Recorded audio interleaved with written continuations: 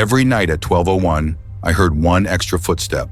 I stopped counting after I realized it wasn't a mistake.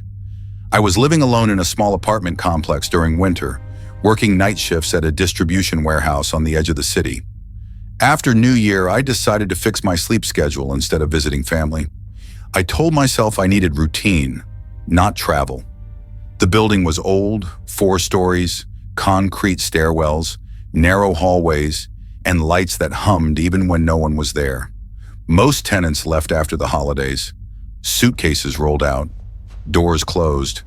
By January 2nd, only a few apartments were occupied, and none on my floor. Snow piled up along the sidewalks, muting traffic, swallowing sound. Walking home at night felt like moving through a world that had already shut down. At first, the quiet felt good. I could hear my own breathing when I climbed the stairs. The radiators knocked like tired knuckles against metal. The air smelled faintly of dust, cold concrete, and whatever cleaning solution the landlord used once a month. Nothing about it felt threatening. Just empty. The first red flag came on a Tuesday night. I was walking home just after midnight, boots crunching through thin snow. The street was empty, no cars, no voices. I counted my steps the way I always do when I'm tired. It helps keep my pace steady. Left, right, left, right. Then I heard it. One more step. Not louder, not faster, just extra. I stopped walking. The sound stopped too. I stood there in the cold, breath fogging the air, listening. Nothing followed. No footsteps running away. No shifting snow. I told myself it was an echo off a parked car or a fence. I kept walking. The sound didn't come back until the next night. Same stretch of sidewalk, same time, same extra step, always landing just after mine. Slightly delayed, slightly wrong.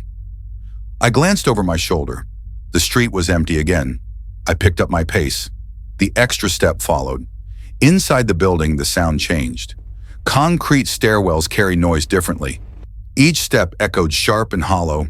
As I climbed, I counted again. 1, 2, 3, then a fourth. Always after mine. The echo didn't bounce ahead of me or trail behind. It stayed close, as if someone was matching my pace imperfectly. When I reached my floor and stopped, the sound stopped too. That night I didn't sleep well. Over the next few days, I tried to ignore it. I blamed exhaustion, long shifts, bad sleep. The mind fills in gaps when it's tired. I repeated that to myself every time I heard the extra step, but it kept happening. Outside, inside, stairwell, hallway, always one step too many. By the end of the week, I started testing it. I walked slower. The extra step slowed. I sped up. It followed. I stopped abruptly. The extra step came anyway. Just one. Landing behind me. I felt it in my chest more than I heard it. That was when fear crept in. Not panic, not yet, just awareness. The sense that something was paying attention. I started walking with my keys threaded between my fingers. I started checking reflections in dark windows. I never saw anyone.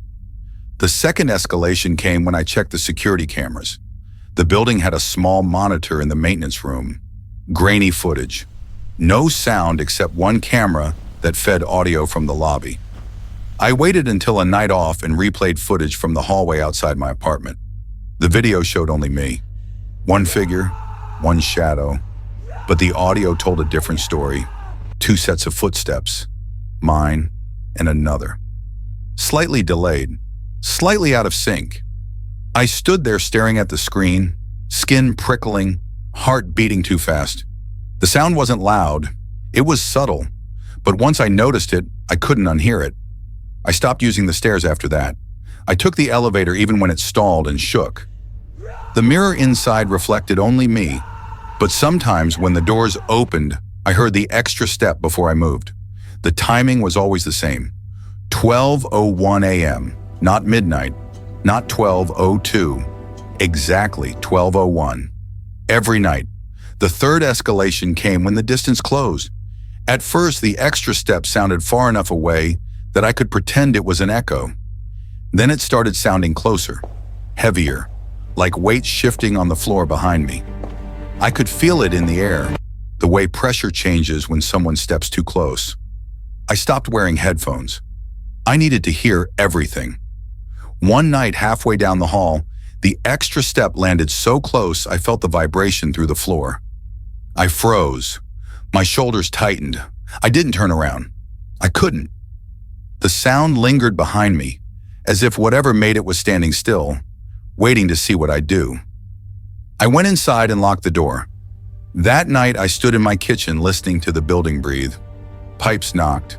Radiators hissed. Somewhere below me, a door creaked open and shut. Then at 12:01, I heard the step. Inside my apartment. Behind me. My breath caught. My hands went numb. I stood perfectly still, counting seconds in my head. Nothing else happened. No second step. No movement. Just the awareness that the sound had come from too close. The crisis came 2 nights later. I got home late. Later than usual. Snow was falling heavier, swallowing sound completely. The building felt sealed off, like I'd stepped into something hollow. I entered the stairwell, counted my steps. The extra one followed. Closer. Closer. I reached my floor, stopped. The extra step didn't. It landed behind me. I felt it. Air shifting, warm breath. Too close. I didn't turn. Couldn't breathe. My heart slammed against my ribs. I took 1 step forward. It matched me perfectly. I stopped walking. The step came anyway, right behind me. I felt breath at the back of my neck. Not hot, not cold, just present. I ran. Keys dropped. Boots slipped. Footsteps thundered. Mine and the other, in sync, down the stairs, out the door, into the snow. I didn't stop running until my lungs burned and my legs shook. I didn't look back. I didn't check reflections. I didn't count steps. I got in my car and sat there shaking until morning. I never went back. I left my things behind. Clothes, furniture, everything.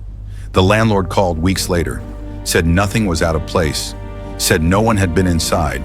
I didn't argue. Now, years later, I still work nights sometimes. I still walk alone in winter, but I count my steps without thinking, always listening, always waiting, because sometimes when the street is quiet and the snow falls just right, I swear I hear it again. 1 extra footstep, just behind me, waiting for me to notice.